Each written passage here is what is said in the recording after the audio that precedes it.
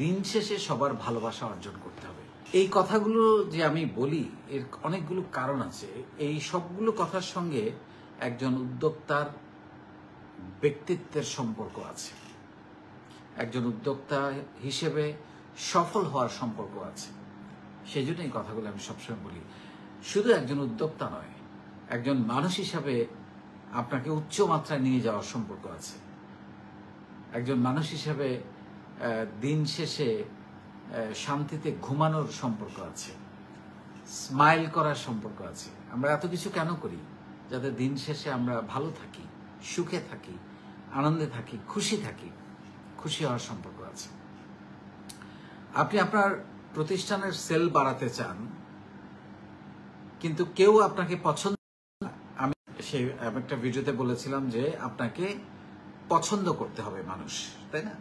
আপনাকে পছন্দ করতে হবে, আপনাকে চিনতে হবে এবং আপনার উপর আস্থা রাখতে হবে, ভরসা রাখতে হবে। তো আপনাকে যদি কেউ পছন্দ না করে, কেউ ভালো না বাসে, তাহলে তো আপনি আপনার কাছ থেকে কেউ পণ্য কিনবে না, প্রোডাক্ট কিনবে না, আপনার সার্ভিস কেউ ব্যবহার করবে না। তাহলে এখন দেখেন, এই যে আমি বলছি আপনাকে একজন ভালো মানুষ হইতে হবে, সবার সঙ্গে সুন্দর ব্যবহার করতে হবে, সবাইকে সম্মান করতে হবে, সমাজে বুক ফুলিয়ে বাঁচার চেষ্টা করেন, কথা দিয়ে কথা রাখতে হবে। এই যে কথাগুলো বলছি, এই কথাগুলোর সঙ্গে কি সম্পর্ক?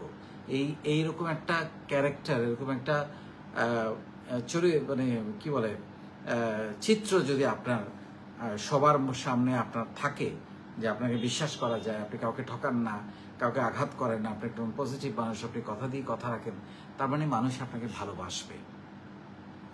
আর মানুষ যখন আপনাকে ভালোবাসবে, মানুষ তখন আপনাকে বিশ্বাস করে, সেই বিশ্বাস করা শুরু করবে, এবং এই বিশ্বাস করলে আপনার অটোমেটিকভাবে সেল বাড়বে।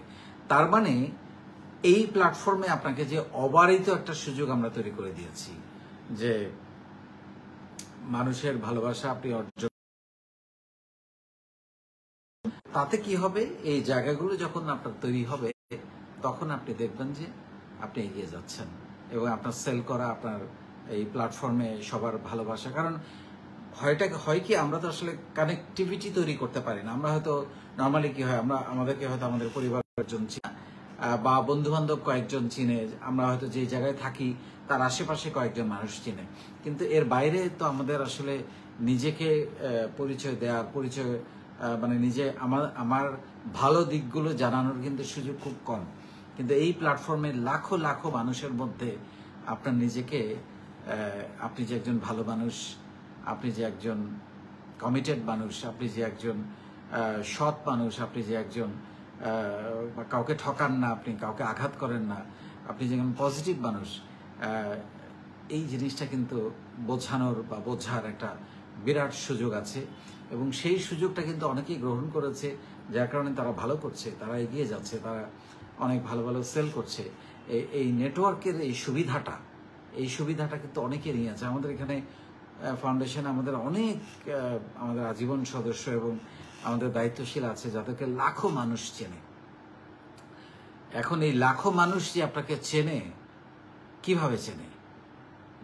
একজন ভালো মানুষ হিসেবেই তো চেনে, নাহলে তো আপনার সঙ্গে এত মানুষের কানেক্টিভিটি হওয়ার সুযোগ ছিল না, তাই না? আবার লাখো মানুষ যদি আপনি যদি ভালো না হন, আপনার যদি কমিটমেন্টের সমস্যা থাকে, বা আপনি যদি কাউকে ঠকান, বা আপনি যদি কোনো প্রতারণা করেন, আবার এই লাখো মানুষ, যে মানুষগুলো আপনাকে চেনে, সে মানুষগুলোই কিন্তু আপনাকে ভৎসনা করবে, আপনাকে নিয়ে বাজে কথা বলবে, বা আপনার উপর আস্থা নষ্ট হয়ে যাবে। তো তাহলে আমাদের কোনটা করতে হবে? খুবই সহজ, তাই না?